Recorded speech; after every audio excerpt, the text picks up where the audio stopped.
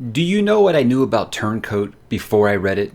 I knew that it was the book that came before Changes. But you know what? It turned out to be so much more than that. Let's talk about the 11th Dresden experience now.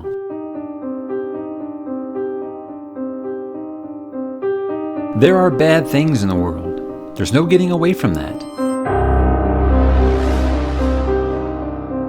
But that doesn't mean nothing can be done about them. You can't abandon life because it's scary and just because sometimes you get hurt. The human mind isn't a terribly logical or consistent place. Most people, given the choice to face a hideous or terrifying truth or to conveniently avoid it, choose the convenience and peace of normality. That doesn't make them strong or weak people, or good or bad people. It just makes them people. But you're in America now. Our idea of diplomacy is showing up with a gun in one hand and a sandwich in the other and asking which one you'd prefer. There is the world that should be and the world that is. We live in one and must create the other.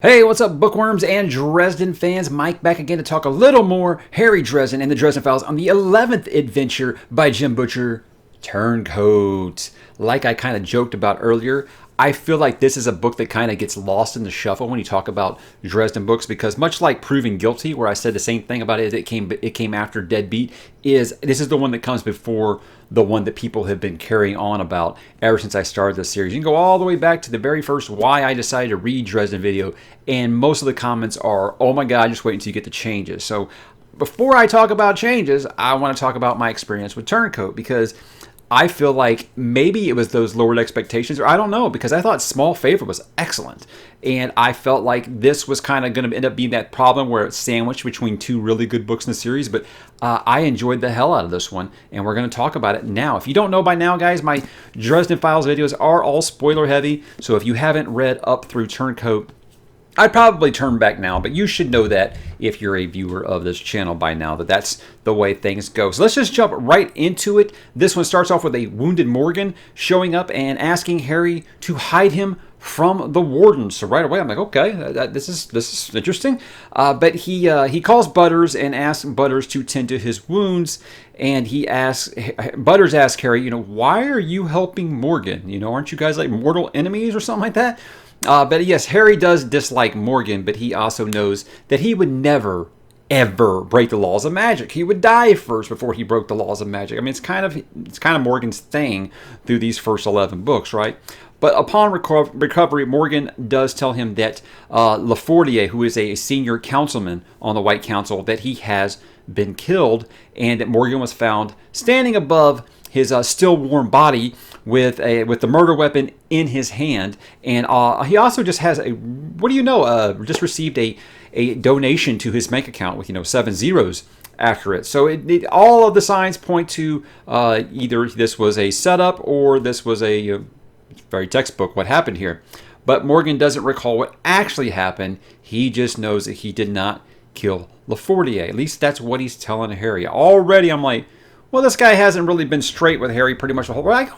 I don't know if that's really an accurate thing to say, that he hasn't been straight with Harry, because I think he's been straight to a fault. I mean, this is like, if there's a goody two-shoes within the council's head, but he's also been the type that has went as far as try to provoke Harry to do things. So the weird thing with me and Morgan is I think that at this point in the series, everyone hates him. I always kind of liked him. I even go back to that very first non-spoiler review I did for, I think it was Full Moon and Stormfront.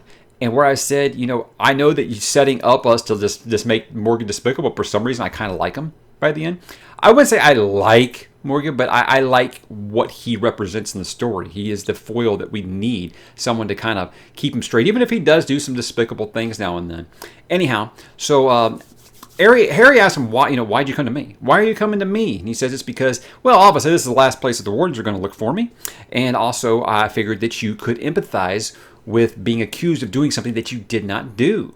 So we have ourselves a case, right? And I'm in right away. I've said very, very many times that I love things where the good guy and the bad guy have to kind of work together. And not that Morgan's a bad guy, obviously not. But what I said was with like Harry and Marcone having to work together is something I love. Superman and Lex Luthor being forced to work together for a common cause. I always love this kind of story. So right away, I am invested in the case in this one. But let's see here. The case begins. Harry is stalked and eventually attacked by something called a skinwalker. And this thing is all kinds of freaky. Apparently it can shapeshift, turn into all kinds of different animals and beasts or whatnot. So Harry asks for help from the alphas. So it seems like about every other book, one of the alphas seem to come back into play here. But this time, one of them, Kirby, I believe, is killed, and another one is injured. I can't remember which. But this actually finally is some growth for Billy that I've kind of been wanting for a few books now. Is when the series started, Billy was a very young kid, and if you think these are each like a year in the life, or like I think someone described to me as this is like the worst week of the year for Harry is what each one of these books are. So if we're talking about 10 years now since we first were introduced to Billy here, I'm glad he finally stands his ground to a point with Harry and says, you know what, no more of this shit. No more. You want my help from now on? You're going to be truthful with me. None of this, oh, I'm doing it to protect you stuff. And I'm so glad someone says that, because my biggest gripe about Harry, I love Harry, don't get me wrong. I always say I feel like people are way too hard on Harry when they review these things. Is I'm doing this to protect you. Shut up and tell me what's going on. I'm glad Billy finally is the one who came out and said it. Up to this point, it felt like Murphy was the only one that was going to bust his chops that way. So I'm glad someone says it. So a little bit of growth there for Billy and the alphas. And I'm happy to see it. It's very, very, very welcome. But Harry and Lucio, they have continued their relationship that was kind of hinted at this into small favor. I think I talked about how, okay, Harry's finally going to break his cold streak. And that is confirmed very early. I believe the words that Butcher uses are crazy monkey sex. So, hey, good for you, Harry. It's about time. I was thinking maybe that would make him a little less angry in this one. And I don't know if that's intentional or not. That's just how I read it. But they do continue the relationship. And Lucio, as well as Molly, they get involved in this, I guess, harboring a criminal because, they know that Harry's keeping him at his apartment. So they are involved at this point. And I got to say that the Mouse, Morgan, and Molly, the escalations are hilarious to me. Every time Harry leaves, he leaves those three alone together. Every time he comes back, things are wrecked. They're all pointing guns at each other, basically. And it's funny at first, because I think it's like the second or third time he comes back, and Harry's just like, "Oh my God, what is wrong with you people?" And I just laughed out loud. But if you've ever had like house guests and they can't get along, it's so good. It's kind of like keeping your in-laws at the house. It's kind of what I was thinking of it as. But while it's funny, it escalates to a point where I think Molly tried to enter Lucio's mind to see if there is some tampering going on. So she knowingly broke the laws of magic. That's forfeiting hers and Harry's life now. But obviously only one who knows is Morgan. And he actually tries to shoot her, and Mouse takes a bullet for her. So Mouse gets hit by a van, gets shot. This super dog. He's like Crypto at this point. He can't be killed. Now, I'm glad. But it was one of those things where it was funny, and then it got to like, wow, that got really, really dark. But obviously, as long as Morgan doesn't say anything, they're going to be safe on that. But obviously, Molly hasn't come as far as I thought she had. I do feel like Harry has been both too hard on her and too soft on her, and that's just the parent side of me. I don't know. You got to try to find that fine line between being a helicopter parent and then trying to make sure that they're living in their childhood. It's rough. It's rough, and that's the kind of the way that I look at it at this point in my life with young children or whatnot. But something I'm going to talk about, my final thoughts with Molly, is things like this here. But what I didn't really like, another thing about Harry in this, is that she does say, by the way, there was some tampering going on in Lucio's mind, and Harry just doesn't want to hear it. He's kind of a dick about it. And I'm like, Harry, I know you're blinded right now because of your relationship, but good grief, why would she bullshit you about this? So it's one of those times where I'm just like, I love you, Harry, but I love you. You know, you're like trying to just want to choke them because it's like, why aren't you listening? This is important information that you're kind of letting kind of pass you by. But Lucio and Harry, they do go to Wraith Manor because Harry suspects that Laura is the one behind the frame job. That is really, really wrapped up there. Harry accuses Laura, and she finds him amusing as always. And there's some, sexual flirtation, all that stuff that you get every time House Wraith is involved in one of these books. It's fine. It's fine. We get it at this point. I just didn't feel like I needed to reiterate that again. But they are interrupted by the Skinwalker, which we're now knowing it's called a Nagloshi. I think it was called a Nagloshi. But Harry, again, his affinity for nicknames, and I love it so much, calls him Shag Nasty, and that is one of the funnest words to say. I started calling my dog Shag Nasty while I was reading this because, he's kind of a beast. But, this thing is just totally crazy, and it reveals that it has Thomas held captive, and it's willing to make a trade Thomas for Morgan. But Harry learns more about his mother from Lucio. Some stuff I've really been waiting for. Really, really good. And the real interesting one there is that Lucio has figured out that Thomas is Harry's brother. And he's pretty much like, you're not going to ever, use this against me, are you? And she's like, I mean, I hope not. But she doesn't really say yes or no.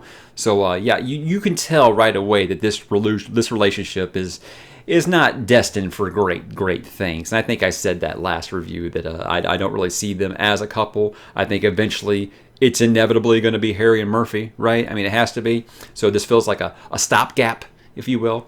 But where are we at? I guess Harry decides to reveal the true killer of Le Fortier by inviting the council, Shag Nasty, and House Wraith all to the same meeting place, hoping that the real killer will show up to kind of see things. But they end up at the island again at the end of Small Favor. And when he's there, you're someone like hooded and cloaked, and I'm thinking, oh, great, Cal! We get to see some more Cal. Unfortunately, no, there's no Cal in this book. It is Rashid, the gatekeeper. I don't think we've seen him since... No, we saw him in Summer Night, and I think at the trial in proving guilty. But he thinks that Harry is part of the Black Council, and you're just like, whatever, man. And then he starts listing off the reasons, and you're just like, huh. From that point of view, I can really see it. It's one of those kind of things you don't really think about. I mean, we're in Harry's head, so we're never thinking it. But looking at him, it's not just people suspecting what he did when he was a teenager. It's just looking at all the things that he lists here. I'm like, I could see why they think that, for sure. But he does make a compelling argument. But the White Council reps arrive, including Ebenezer, Ancient Tai, I can't think of her name, and Listens to Wind.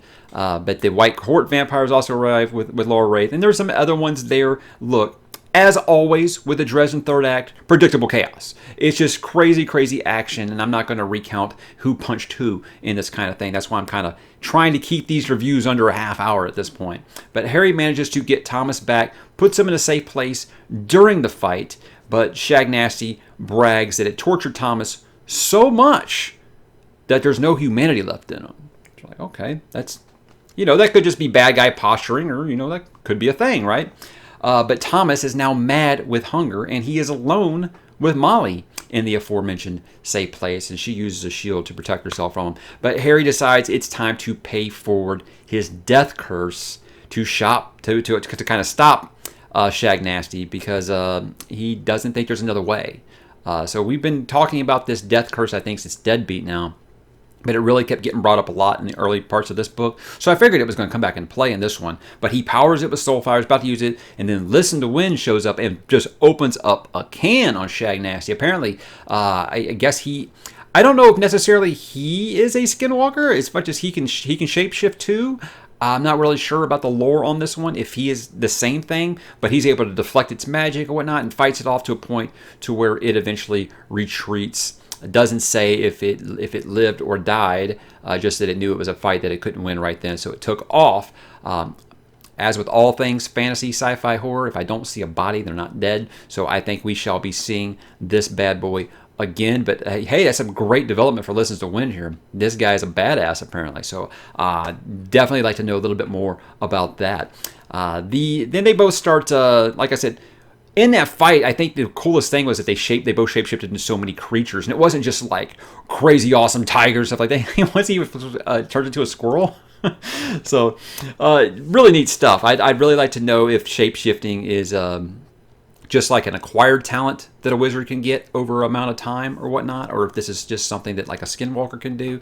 Again, I don't know the lore of Butcher's World in this point. If I've missed an actual explanation for shapeshifting, I'm sure you guys will let me know below, and that's fine. That's fine. Sometimes that happens. That happens, right?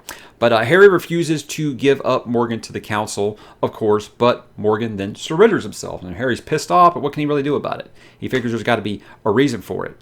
But at Morgan's trial, Harry accuses the council record keeper, Samuel Peabody, of being the killer. Now, this guy earlier had come up or whatnot. He was trying to get Harry to sign for something. Harry was just like, F you, because guy was acting like a jerk, so he just acts like a jerk back. And you think, wow, that's kind of a Scooby-Doo thing. The one character you saw earlier is going to end up being the bad guy. But apparently it turns out that his ink that he had has some kind of substance that allows him to mind control others. But he tries to escape to the Nevernever, and he actually gets the upper hand on Harry. He's about to kill Harry before he escapes, and then Morgan shoots him in the head with Lucio's gun. And that ink that he was using to control other people's mind, apparently Lucio was one of them. And this is where Morgan confesses that it was Lucio who killed Lafortier, and because she was under the mind control. But he asks Harry, as he dies, to take that secret, let him take that blame, let him take the blame as he dies. And it kind of sucks because Harry and Morgan they come to terms of peace at the end there, and it's kind of like a little shared secret. I say they share a moment, if you will. It sucked. It sucks. I mean, I felt like it's been long enough that we need some of these characters, I think, to start dying. Not because I'm bloodthirsty or anything like that. I have fun with this series. This isn't grimdark. I don't need death. I don't need a body count, not like that. But if you're in the middle of a war like this, I expect some wars, some casualties to come from the wars. So it was, while it was welcome, it also sucked because I kind of liked their dynamic. Like I said, it's been, after you're in book 11 with these characters, you're going to feel some attachment, even if their relationships are adversarial. So it was. I think what actually kind of had more weight is that you found out that Morgan and Lucio used to be involved with her old body that she used to have and stuff like that. So they had a relationship of some sort, and it shows why he takes the blame for her and stuff like that. What I want to know is how much does she recall of this? Because she does confirm that her attraction to Harry was likely caused by the mind control, and she ends the relationship. And it's one of those things, is it one of those where you feel like you're in a nightmare and you can't do nothing to stop it? Does she remember everything that she did? And something that I thought I'd had a gotcha moment with Butcher. Obviously, he's way more intelligent than me. But I thought I was like, wait. I thought you said that, older wizards couldn't be controlled by this. And they talk about because she switched bodies. So, yeah, cool. Very cool. That's why I had no idea. I had no idea about who was involved, who did what in this book. I didn't have any guesses. I've always said I'm a along for the ride kind of reader, and it was like that with this one too. But I probably would have never guessed this one. But Thomas does talk with Harry at the end and gives him a little more detail about what Shagnasty did to torture him. Talking about ripping pieces of his flesh off of him until he got so weak that he had to feed, and then he would give him a woman. And it's pretty much the point now where he tells him, this feels good. I prefer this to what I've been doing, and I'm feeding regularly again. I'm not going to go back. And so while it's not quite like a full heel turn for Thomas, it definitely feels like he's headed down that dark road. And the whole salon thing was a neat little holdover, but obviously I think that's done. So Shagnasty made Thomas remember, I think what he put it as is it made him remember what he actually is. So if there's no humanity, I don't know, because Harry says it's okay, he understands, we're still brothers, and Thomas kind of forces a smile out, which I don't know. That's how I read it. It was kind of forced. And that's kind of it with them two. I don't know where that's headed. Talk about it in a second. But the book ends with another Dungeons and Dragons game with the alphas. But since Kirby passed away, they need a new dungeon master. So Harry invites Butters, who seems the logical choice to be the new dungeon master for their Dungeons and Dragons game as the credits roll. Now I got a couple of final thoughts here. I think every one of these I've talked about the Black Council now for a while. So Peabody was clearly one of them, right? I think that's safe to assume. And it's insinuated by Ebenezer that his replacement, not his replacement, Lafortier was killed to get one of their people in his chair or whatnot, and that is Gregory Christos, I think is how you say his name. So he's going to be taking his seat on the council. So it's insinuated by Ebenezer that that's them getting their people in seats of power. It makes a lot of sense. I'm just glad that they're finally acknowledging now. They're going to stop the, well, there is no black council. It seems like they're, and Ebenezer goes on a theory about the gray council and whatnot. I'm like, guys, stop with the colors. All right.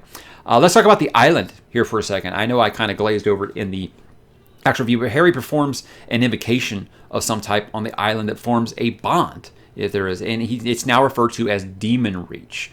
So I think the thing with me is that Butcher usually likes to plant seeds for stuff like this 3 or 4 books in advance, so I didn't expect to see it again so soon, right after Small Favor. I didn't expect to see it again this soon, but obviously there's much more to this. I feel like this is something that's going to keep developing because, like I said, he plants stuff so early, it never really pays off that quick, so I don't think this is the end of it, just that he has a connection with the island. I mean, I think it's even... what's his name? Rashid, the gatekeeper, even said to Harry that he couldn't set foot on the island because it holds a grudge, I believe is the term that he uses. So definitely more going on there, and that's kind of the big ones. I've got other theories, but they're kind of roll into my last point here. And my last point is, what is the big deal about changes? Ever since I started reading this series, people have been telling me about this book, and I don't know, man. I don't know what is just so crazy about it. And I've even had people say, look, I know a lot of times something like this is hyped up, and then you get to it because it was so hyped up, and then it was a letdown. A lot of people said, no, even after it was hyped up for me, it was still just like, psh. So I'm going to make some guesses here. Here's the thing. People asked me to do a live reading of this at the end of this review. So people don't have to sit through 20 plus minutes of me talking about another book that they may just want to see that. I decided I'm going to do that in a separate video. I'm not going to read it out loud. I'm going to read it and then maybe I'll narrate it over. I don't know. I'm still thinking out loud. But here's the thing. I'm going to make a couple of guesses here and then we'll see how wrong I was. Why do I think that there's such a big deal about this book? I mean, what can really rile up a fan base? Character deaths, right? I don't think it's going to kill Mouse because I think people would riot. But I think there's going to be, I got 3 guesses here. There's going to be a major death, and it's going to be Murphy. There's going to be Molly joining the dark side, and there's going to be Thomas going to the point of no return to where Harry now has to hunt and kill him. In fact, all 3 of those could be linked. Say Thomas kills Murphy, Harry goes batshit and swears to hunt him down, and Molly is neglected and keeps on continuing down that dark path to a point where she keeps breaking more laws of magic, and she just decides, you know what, I'm going to the dark side because it's easier to do that when I'm on the run from the council. So there's my really, really bad prediction. If I end up getting one right, I'll be shocked. But that's kind of where I'm at. But yeah, I'm going to right now after I finish pressing record, after I press stop here, I'm gonna read the first chapter of this and hope that I can give you guys some kind of reaction, because I've never done a live reading reaction channel, because I'm gonna be honest with you guys, I think reaction videos are fake and overdone. So if I don't have the reaction you're looking for, I'm sorry. I don't really know what you're expecting from me, but I'm going to do it because that's what you guys asked for, and I'm a big believer of giving the people what they want. So guys, did you like Turncoat? What did you think? Where would you put it? I'm getting so high up there, I got to break it into quarters for students to the top thirds. But I would say it would be right around the top of my second tier. Had a good, not as good as Small Favor, but better than like White Knight, better than Full Moon. I liked it better than Summer Night. So I mean, again, I like where it's going. I feel like there's enough different kind of plot threads to where it's not getting just super formulaic. I felt like the only one that was kind of formulaic was White Knight, and I've talked about that. But I like where it's headed, and I guess what I would say is it is time for some changes. It's time to shuffle some things up. It's time to raise the stakes a little bit, I think. And you can't do that without a huge, huge event happening. And apparently, this is where it happens. So we are going to find out. I'm going to be finding out here in like 5 minutes. I'm excited. I stopped reading the series so I could do it after I did this review. I didn't want to. Usually, I'll go ahead and start the next one because I'm trying to beat the release date of Peace Talks. I'll start the next one as soon as I finish another one, but even before I do the review. But this one, I was like, okay, I want to be able to talk about Turncoat without thinking about changes. So I'm going to read this now. So look for that video here probably in the next day or so, or right after this. I don't know. Haven't decided yet. So thanks for watching, guys. Drop in the comments. Let me know what you thought about Turncoat. Please, no spoilers after Turncoat. I'll be doing that changes video, and you can mention spoilers in there if you'd like. So hit me in the comments, guys, and I will talk to you there.